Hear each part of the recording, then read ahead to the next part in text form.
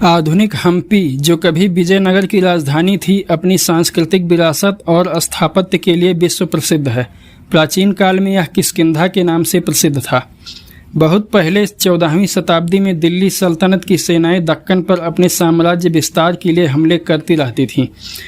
एक दिन संगम सरदार के पुत्र हक्का और बुक्का नाम के दो भाई, जो योद्धा थे, युद्ध से मिले अवकाश के क्षणों में तुंगभद्रा नदी के किनारे शिकार पर निकले। उनके शिकारी कुत्तों ने जब एक खरगोश का पीछा किया तो वह भागकर एक टीले पर चढ़ गया और कुत्तों पर गुर्राने लगा। पीछे चल रहे हक्का बुक्का यह देखकर दंग रह गए। यह अकल्पनीय था कि एक कमजोर सा खरगोश शिकारी कुत्तों पर झपटे। उन्होंने कुत्तों को वापस बुला लिया और खरगोश को सुरक्षित जाने दिया। दोनों के मन में एक ही सवाल था कि ऐसा क्या है इस जगह पर जिसने खरगोश को इतनी हिम्मत दी। तब वहां खड़े एक सन्यासी ने उन्हें बताया कि यह वीरों की और वीरता की भूमि है। तुम्हें यहाँ पर अपने विजय के साम्राज्य का निर्माण करना चाहिए। यह खरगोश एक प्रतीक है। उस सन्यासी ने कहा कि यह विख्यात नायकों की भूमि है जिस पर तुम खड़े हो, और आक्रमणकारियों के अस्थायी इलाज के लिए तुम्हें यहाँ अपने साम्राज्य की स्थापना करनी चाहिए। इससे अच्छी जगह और नहीं हो सकती। सन्यासी ने उनको उस स्थान की महिमा के बारे में बताना शुरू किया। नीचे बहने वाली पंपा या तुंगभद्रा नदी भगवान शिव से प्रेम करती थी। सबसे पहले दक्ष की पुत्री सती का विवाह शिव से हुआ था। दक्ष भगवान शिव को पसंद नहीं करते थे और उनको नीचा दिखाने के लिए एक यज्ञ का आयोजन किया, जिसमें उन्होंने सभी देवताओं को बुलाया पर शिव को नहीं। शिव से अपनी ईर्ष्या के चलते अपनी पुत्री सती तक को उन्होंने उस यज्ञ में नहीं बुलाया। इससे सती को बहुत दुख हुआ और वे यज्ञ में सम्मिलित होने अपने पिता के घर गईं, पर दक्ष ने उनको अपमानित किया। भगवान शिव को भला बुरा कहा। इससे क्रुद्ध सती ने योगाग्नि से वहीं अपने को भस्म कर लिया। साथ आए नंदी ने जब वापस जाकर भगवान शिव को सब बताया तो उनके क्रोध का पारावार न रहा। उन्होंने अपने बालों का एक लट उखाड़कर भूमि पर पटका और उससे धधकती आग की लपटों से घिरा विनाश का देवता वीरभद्र प्रकट हुआ। शिव की आज्ञा से वह काली और शिव के भूत पिशाचों की सेना के साथ ही दक्ष का यज्ञ विध्वंस करने को चला। वीरभद्र के चलने से दिशाएं आग से धधक उठी। वह जहां कदम रखते आसपास का सब कुछ जल उठता, नष्ट हो जाता। यज्ञ स्थल पर पहुंचकर वीरभद्र ने सबको मार भगाया, यज्ञ को तहस नहस कर सब कुछ फेंक दिया और दक्ष का सिर काट लिया। इसके बाद भी वीरभद्र का क्रोध शांत न हुआ और उसने सब कुछ नष्ट करना जारी रखा। तो सब देवता भगवान विष्णु के पास गए। देवताओं की प्रार्थना पर भगवान विष्णु ने 999 कमल पुष्पों का अर्घ्य देकर वीरभद्र की पूजा किया। 1000वें कमल के रूप में विष्णु ने अपने कमलवत नयन को ही वीरभद्र को अर्पित कर दिया। वीरभद्र तुरंत प्रसन्न हो गया और विध्वंस रोक दिया। उन्होंने भगवान विष्णु के नेत्र भी ठीक कर दिए। फिर प्रसन्न वीरभद्र ने विष्णु को अजय और अचूक सुदर्शन चक्र प्रदान किया। वह स्थान चक्र तीर्थ के नाम से प्रसिद्ध है। इसके बाद वीरभद्र सेना सहित कैलाश वापस लौट गया। सती ने भगवान ब्रह्मा की पुत्री पंपा नदी के रूप में अवतार लिया। बड़ी होने पर पंपा ने भगवान शिव से विवाह की इच्छा से तप करना आरंभ किया। शब्द हम्पी इसी पंपा का अपभ्रंश है। एक दिन एक सन्यासी ने आकर पंपा से कुछ भोजन मांगा और नहाने चला गया। पंपा जब फल लेकर आई तो उसने देखा कि सन्यासी का पैर मगर ने पकड़ रखा है और वह बचने के लिए संघर्ष कर रहा है। पंपा ने अपना व्रत तोड़ते हुए सन्यासी का हाथ पकड़कर बाहर खींचा और उसकी जान बचाई। जब पंपा ने सन्यासी के पैरों की तरफ देखा तो वहाँ कोई घाव नहीं था। आश्चर्य से भरकर उसने सिर ऊपर उठाया तो वहाँ भगवान शिव खड़े थे। फिर भगवान ब्रह्मा से पंपा का हाथ मांगकर भगवान शिव ने पंपा से विवाह कर लिया।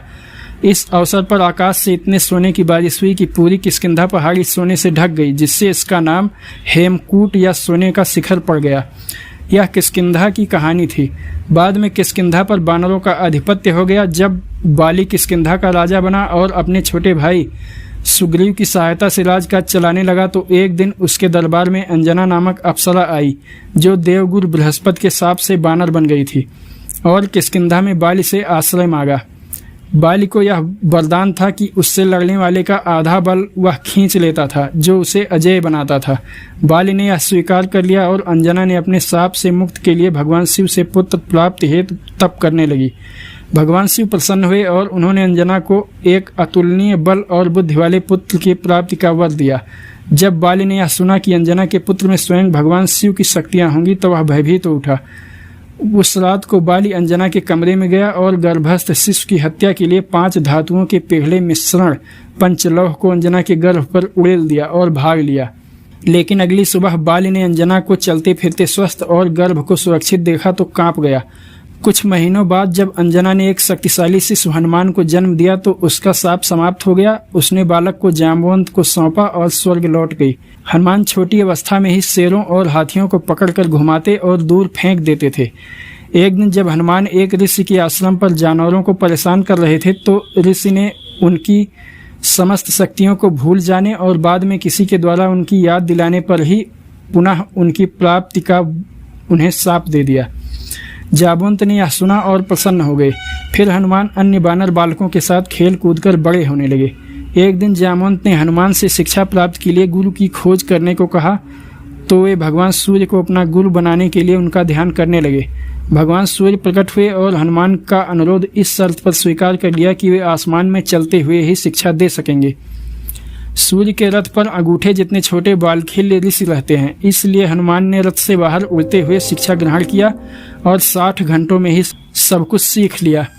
जब हनुमान ने गुरु दक्षिणा देना चाहा तो भगवान सूर्य ने उनसे अपने पुत्र सुग्रीव के साथ रहकर उसके बड़े भाई इंद्र के पुत्र बाली से रक्षा करने को कहा। हनुमान ने इसे सहर्ष स्वीकार कर लिया और किष्किंधा लौटकर सुग्रीव के घनिष्ठ मित्र बन गए। एक रात मायावी नामक राक्षस किष्किंधा आया और बाली को युद्ध के लिए ललकारने लगा। बाली गदा लेकर आया और आंधी तूफान की तरह मायावी पर टूट पड़ा। शीघ्र ही मायावी को यह एहसास हो गया कि वह बाली से जीत नहीं सकता और जान बचाने के लिए भागा। वह भागकर पर्वत की गुफा में छिप गया। बाली सुग्रीव के साथ उसका पीछा करता हुआ वहां पहुंचा और गुफा में घुस गया। जाते जाते उसने सुग्रीव से वहीं गुफा के मुख पर रहकर प्रतीक्षा करने को कहा। सुग्रीव की प्रतीक्षा करते हुए 1 वर्ष बीत गया और एक दिन जोरदार गर्जना के साथ गुफा से ढेर सारा खून बाहर निकलने लगा।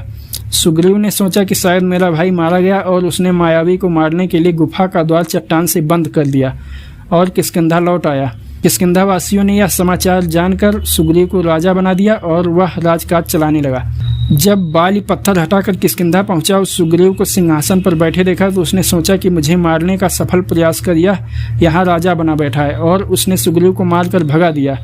सुग्रीव ने हनुमान के साथ भागकर ऋष्यमूक पर्वत पर शरण लिया।